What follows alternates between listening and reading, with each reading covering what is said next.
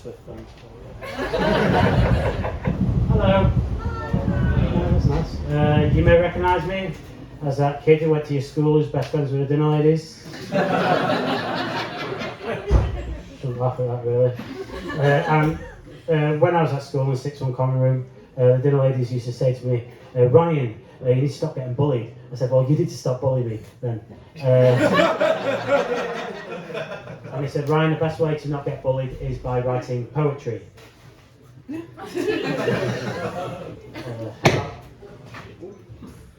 Just that excited about poetry. Let me just move that out of the way because I need that.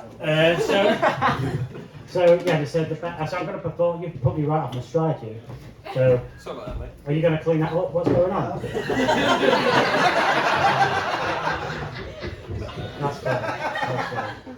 It's all well, friends. Don't know you too late now. It's empty. It's empty. It's empty. I'm empty. Remember the poetry thing? Yeah, cool. So this first poem is called Pauline. The reason why will become pretty obvious pretty early on in the poem. Pauline gasped. Was a fan of asthma. She'd never seen a cock so big. She blushed as she stared at Robert's prize-winning chicken, whose knob was enormous. You can come. No, that won't be enough, but that's fine. There you go. What You just basically pushing it onto yeah, he deserves a punishment. Watch that scarf underneath your chair there, it's getting soaked. It's fine, it's fine. That's alright, yeah, cool. Yeah? If anyone slips, we definitely don't have liability. It's my fucking show now, mate. Don't make them laugh, it's my turn. This next poem is about myself, but I've changed my own name within the poem to protect my own identity, so bear with me. It also requires some acting, so bear with me while I get to character, thank you. Tim's mother called him. Help! I've fallen down the stairs! She screamed onto his answer phone. So Tim called her back, each day for 4 days. No answer. So Tim assumed she no longer needed any help. So, for the gentleman who has just walked in, I'll start again. You may need a new glass though, so we're going to do that. Is anyone else really hot in this bunker? Because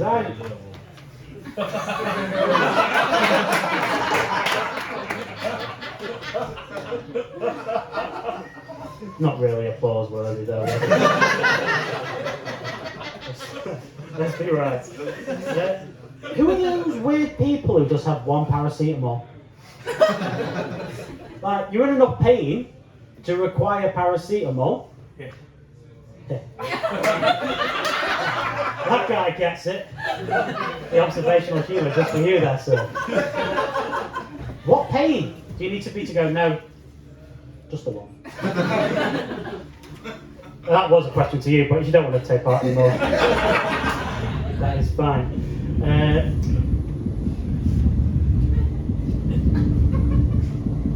Someone's had a big lunch. That pause was me thinking of a joke. Kyle booked a hotel room, nothing cheap and nothing Holiday Inn standard. He bought himself a UV light just to double check that he was still covered in semen.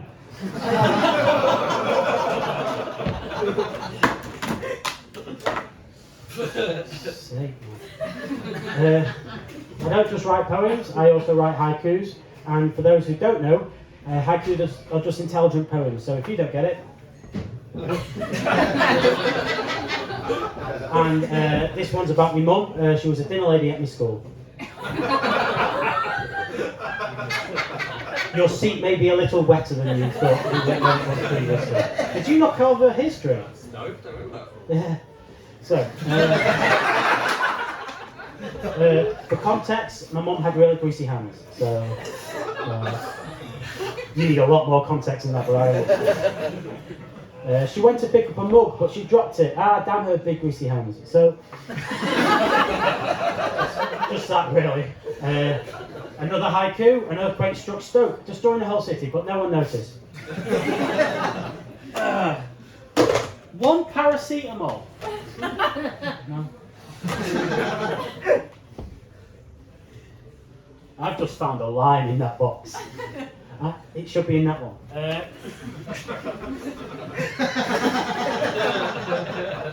You buy a pack of limes and you think, you know what, that'd be funny. Turns out I'm not a one-line comedian, so that's I'm a two-line comedian.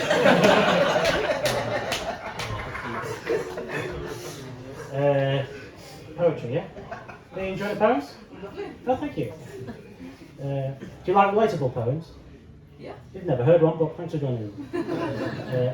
Peter had been sat in Steve's house for 30 minutes and he still didn't know the Wi-Fi password. Relatable? Wi-Fi is a kind of sort of like, gets the wires working.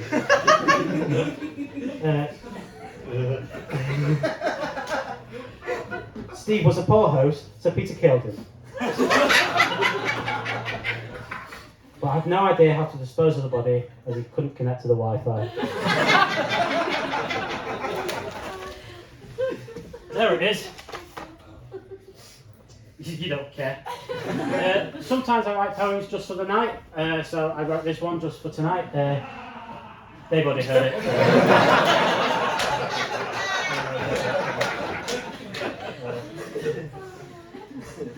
Selling electricals, you make it sound boring. Teachers leave their kids snoring. As you know, I'm a fan of a cover-up, me, but not as much as the fucking BBC. But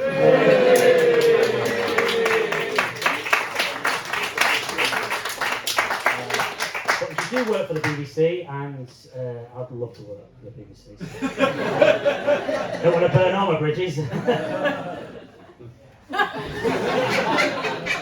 I didn't expect. It weren't a laugh after that. It was more of a rally, and I really don't want that to sort of happen. Just for that, I'm also a fan of the ITVs and Channel 4.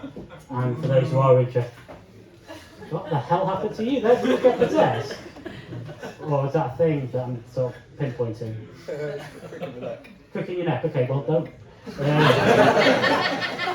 Puts me right off this.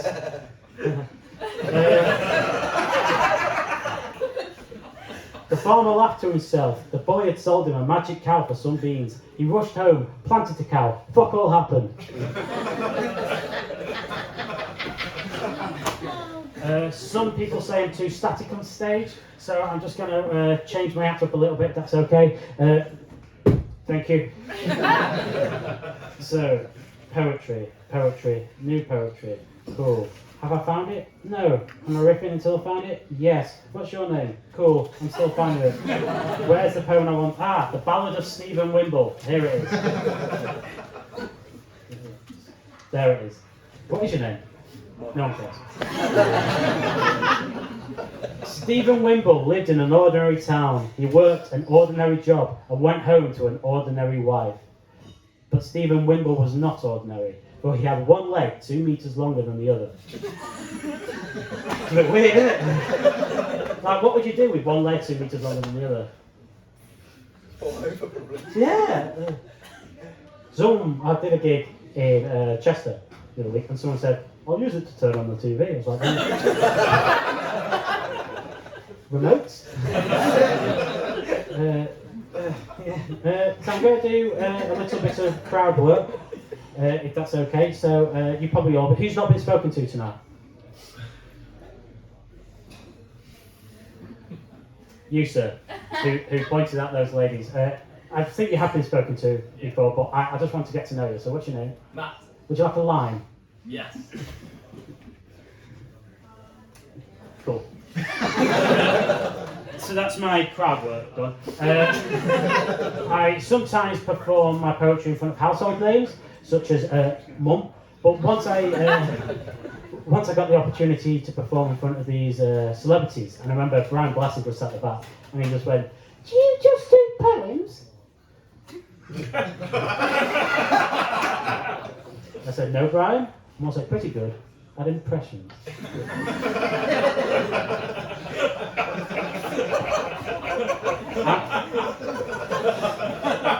I'm glad you laughed at that, because if you don't laugh at my jokes, I might cry. And I haven't cried since the Gulf War.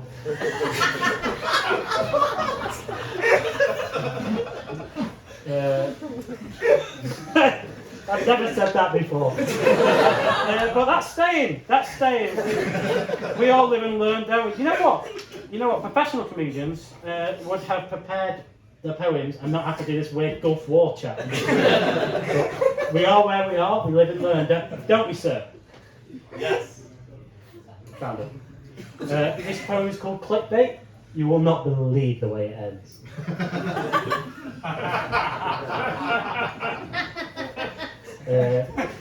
She wanted to dance. Oh, how she wanted to. I'm just trying to do my thing. There's a space to laugh after, and then we stop. And then you laugh at the next one. Is that okay, sir? Proceed, yeah. Proceed, okay. This poem's called Clickbait. You will not believe the way it ends. She wanted to dance. Oh, how she wanted to dance. Blood scattered across the walls, revellers screaming, but still she grooved, stepping over the bodies as she did. The club was chaos, DJ, Molotov in hand, grinned, but still Sophie Alex pressed her dance.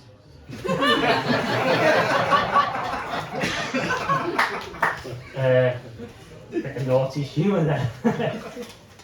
I wrote a poem at work today. It's called Fake Taxi.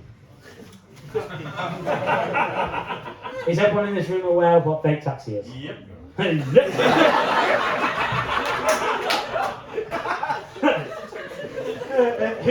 is the confident guy? Cool. So, for those who don't know, Fake Taxi is like a TV series in which it follows a pretty repetitive structure, but most successful series do. Would you like to, so this is called Fake Taxi. One paracetamol. Just that. No, imagine if that was a poem. I woke up in the morning like I do all the time. Had to be at the station by 9:15. Finally, a poem that rhymes. I waved down a cab as anyone would do when a car saying taxi passes you. A man and a woman, smile on their face, opened the door and plumped me in place. I said, "Don't worry, sir, I'll get another." He said, "Whilst you're in here, mate, you're my stepbrother."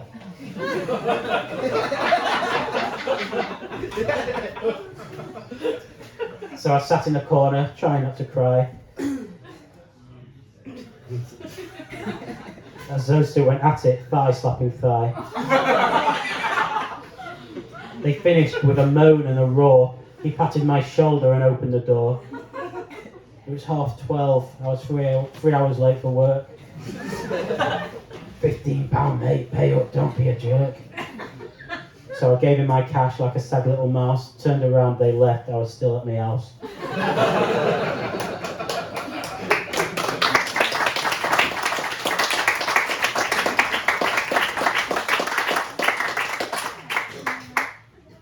You were the last person to clap. Take that home with you. Okay, so I sort of keep things I don't usually do in this little envelope, and we're just going to do just pick a piece of paper out the envelope, so don't be a shit one. The jury laughed uncontrollably. One of them wet themselves, another couldn't slop in his thigh. Bit inappropriate. I said don't be a shit one. That's why it's in there. I've got one or two more left. I'm going to pick one. Stop picking the big ones. I wrote this poem on the way to the gig. Oh, that's the song. I wrote this poem on the way to the gig.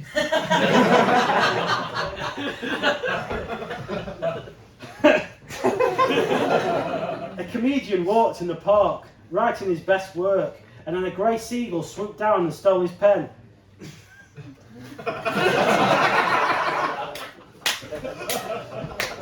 Last one. Last one for those two. Would you like to pick one? Oh, God. That's fucking long. Malcolm saw the light getting closer. He was scared. There was nothing he could do. The cold metal struck him in the face. His nose bled. His eyes wept. Michael had dropped his own phone on his face as he lay in bed. What a prick. Right, okay, this last poem is called Clean Up.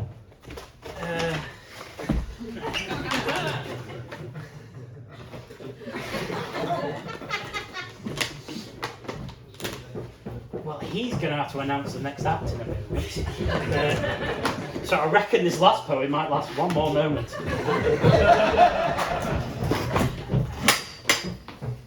The mop. Do you want me to stall while you mop? No, it's fine. Oh, that's a part of your stick. Okay, I'm going to ask you for one thing, and that is one clap as I leave the stage.